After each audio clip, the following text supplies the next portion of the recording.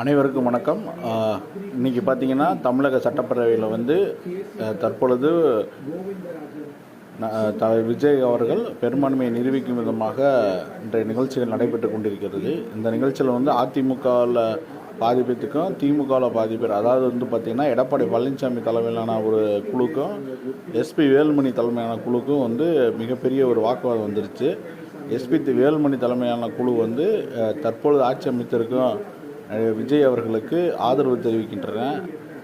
அதில் எதிர்ப்பு தெரிவித்து இபிஎஸ் அவர்கள் வெளிநடப்பு செய்கிறாங்க. இப்படி இவங்களோட ரெண்டோட கட்சியோட பிரச்சனை இப்போ சட்டப்பேரவை வரல போயிடுச்சு. மொத்தத்தில் மக்களோட பிரச்சனையை பேசுறதுக்கு சட்டசபை இருக்குன்னு பார்த்தா இந்த கட்சி ஏடிஎம்கேவோட கட்சியோட பிரச்சனையை பேசுறதுக்கு தான் சட்டசபை இருக்க மாட்டேங்குது. வாக்களிக்கிறவங்க எப்படி வாக்களிக்கணும் எப்படிங்கிறதே சட்டம் அதுக்கான தீர்வுகளை சொல்லியிருக்குது.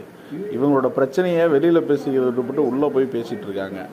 ஆதரவளிக்கிறதாகவும் எதிர்ப்பு தெரிவிக்காமல் இருக்கிறது அது எப்படி சட்டங்களுக்கு உட்பட்டதோ அதை பொறுத்து தான் சபாநாயகரோட முடிவு தான். சட்டமன்றமே சபாநாயகரோட ஒரு கட்டுப்பாட்டில் நடக்கிறது தானே. அங்கே நீங்கள் எது செய்யணும் அதை செய்யணும்னு சொல்லிட்டு இருந்து அவங்க வெளிநாடு போயிட்டாங்க. இன்றைக்கி பாதி இரண்டு குழுக்களாக பிரிஞ்சு பாதி பேரை ஆதரவும் பாதி பேர் எதிர்ப்பும் தெரிவிச்சிருக்காங்க. பார்க்கலாம் தொடர்ந்து எப்படி இந்த சட்டப்பேரவை நடக்க போகுதுன்னு. எப்படி இருந்தாலும் இன்றைக்கி பெரும்பான்மையை விஜய் அவர்கள் நிரூபித்து 144 பேர் பெரும்பான்மையை பெற்று ஆதரவோடு இன்றைக்கி தொடர்ந்து ஆட்சி செயல்பட போகுது. பார்க்கலாம் இனிமேல் மக்கள் சேவை எப்படி நடைபெற போகுது அப்படிங்கிறத தொடர்ந்து பார்ப்போம். நன்றி, வணக்கம்.